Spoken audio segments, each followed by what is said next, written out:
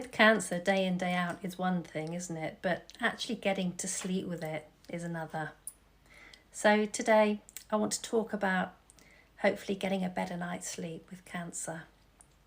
See, the truth of the matter of fact is that if you're not getting decent sleep, and I mean sleeping all the way through the night, then you're going to increase the risk of your cancer getting the better of you. So sleeping is really important.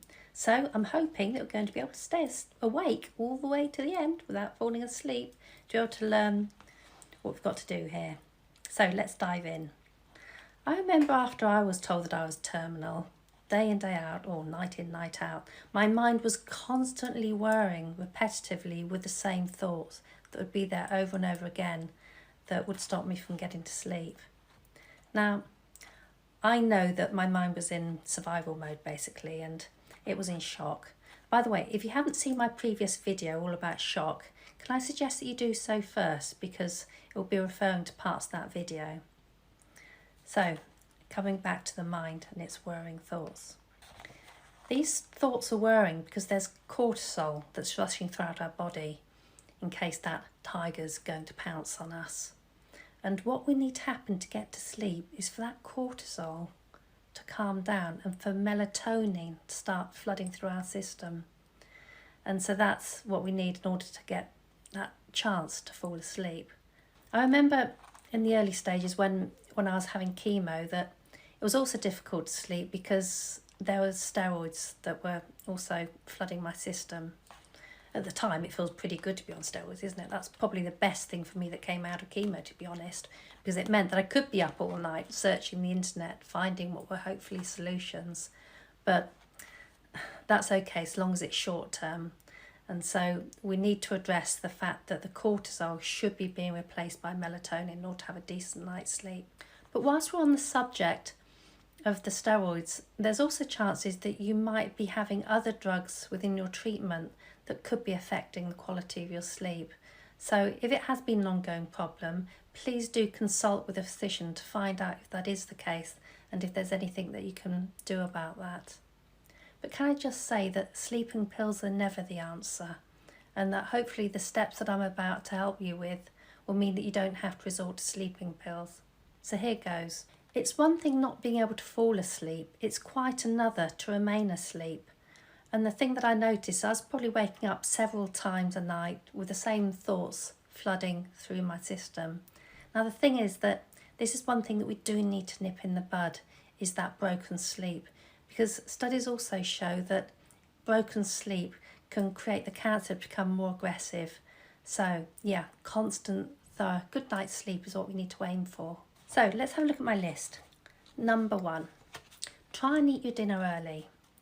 If you can eat it a good 2 or 3 hours before you fall asleep so that you've got an empty stomach, that's going to give your body the chance to start working on itself to repair, rather than having to be asleep working through your dinner. So get your dinner out of the way slightly early. And perhaps after the dinner you can then relax and have a nice hot bath. Number 2 is removal stimulants. So by stimulants I mean the obvious caffeine, sugar and visual stimulants. Entertainment, being on the telly or indeed being on your laptop. So anything like that that gets you G'd up, we need to calm down and get out of your system. So all of those ideally should be doing before you have something to eat and before you go in the bath. Number 3 is ensure that your bedroom's comfortable. And by comfortable I mean the temperature's not too hot, not too cold, if anything slightly on the cool side. We need it to be dark, so that might mean investing in some blackout curtains or heavyweight curtains. And hopefully it's quiet as well, so you might need a chat with people in the household to make the household calm and quiet when you're going to sleep. So number 4, go to bed early, probably a lot earlier than you're comfortable with. What we need to do is to start your body working towards being in balance with the circadian rhythms. In modern life, most of us are out of balance with the circadian rhythm. What the rhythm is during the daytime, we've got serotonin in our body keeping us nice and alert and awake. And that's then replaced with melatonin as the sun starts going down and it becomes dark. The melatonin is what helps us to fall asleep. So yeah, if we can start to work more in time with the natural daylight, that's a really good idea. And talking about natural daylight, during the day, if you're not able to get out and about to do much exercise at all, it's a really good idea if you can spend some time in natural daylight. So whether it be sitting in your conservatory or even just in the window, make sure that that sunlight is talking to you with your circadian rhythm. So yeah, so that's number 4, go to bed early. Number 5, now this is probably the most important one. It's having a journal next to your bed, having something that you can write on. Because I found this out quite early when I just couldn't sleep at night, when I was waking up all the time.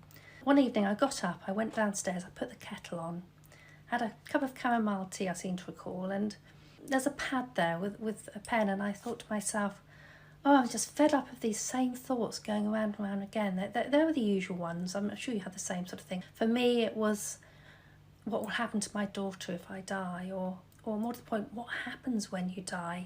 Am I simply dead when I die? You know, all of these things, your imagination's going into overdrive. So no matter how stupid, how banal, how ridiculous the ideas are, write them down on a sheet of paper.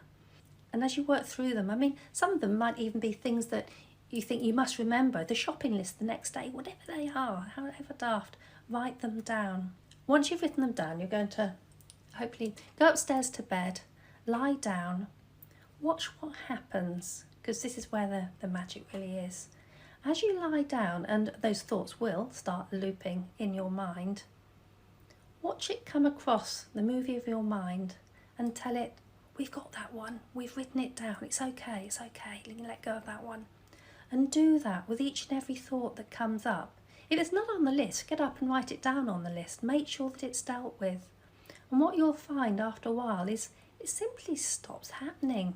You're left with that blank movie screen. And it's at that point then that you can stop focusing on the tiger. You can relax your eyes. You can start to look at your environment, just like the caveman did as he was walking home. So you can lie back in your bed, you can feel the warmth of the duvet, feel the pillow under your head, start to relax your eyes, and quite soon, because let's face it, you're exhausted, you'll fall asleep. So, isn't that great? You fall asleep. Now, the thing is, you're going to wake up again, everything like I was. Just as you start to go through that light part of the sleep, you're going to wake up again with those same old looping thoughts. And yeah, we start to do the same thing again. And if it's a new one, get up, write it down. And after a while, this will get easier and easier. It'll stop happening. One thing that I did find useful is as they became more slimmed down, is that as I'd wake up, I'd start to replace those negative ideas with warm feelings, things that felt good in my mind, because I found that I wasn't waking up so much, and I would start to think of all the things that made me feel good. I'd think of my beautiful daughter next door asleep. I'd think of how lucky I am, at least have a house that I'm living in, and all the good things. I'm in a bed that's warm. Every single little thing I start to feel grateful for. What I found was those good feelings then softened everything, and I fell asleep.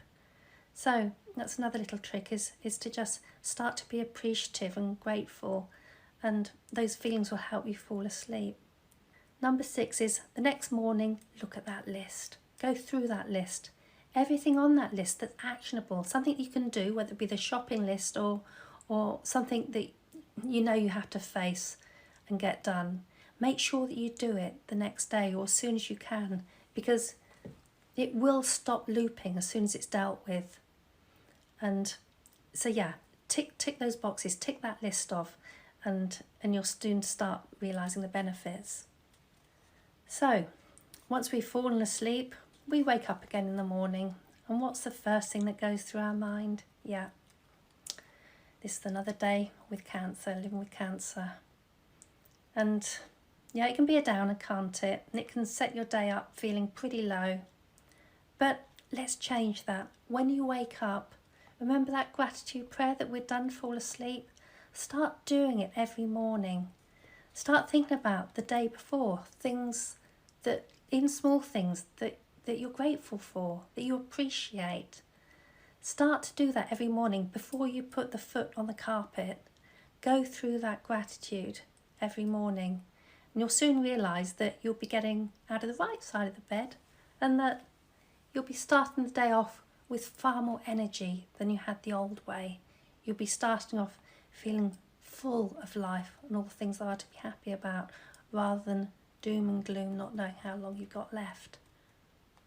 Now, what I realised, the most magical thing about all of this is that I started to feel good, and it occurred to me, if I really can master something like being able to get to sleep by looking at the thoughts that go through my mind, getting into the driving seat and taking charge of it, is it really possible that if I can create more melatonin, if I can reduce the cortisol, then I can actually start to have an effect on other things in my body?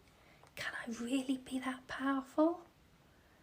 And when I realised that the answer might actually be yes, that was really invigorating, that you can start to master something, and perhaps you can help to solve the problem of cancer.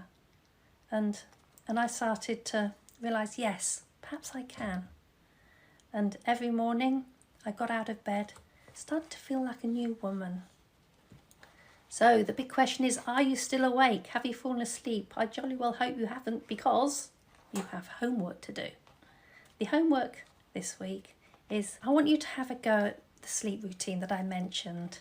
That's if you're having a problem with sleep, which I guess rather probably most of you do. And once you start to do that, every morning when you do your gratitude prayer, on the end of it, I want you to be adding, I am healthy, whole and healed. I am healthy, whole and healed. And start to be grateful that you are healthy, whole and healed. And start to feel the feelings of what that's like to be healthy, whole and healed. Just in the same way that you imagined the feeling of gratitude, do the same with your health. Anyway, so thanks for listening, and if you haven't done so already, please click subscribe, and if you've enjoyed the video, click the thumbs up. Thanks very much. See you next week.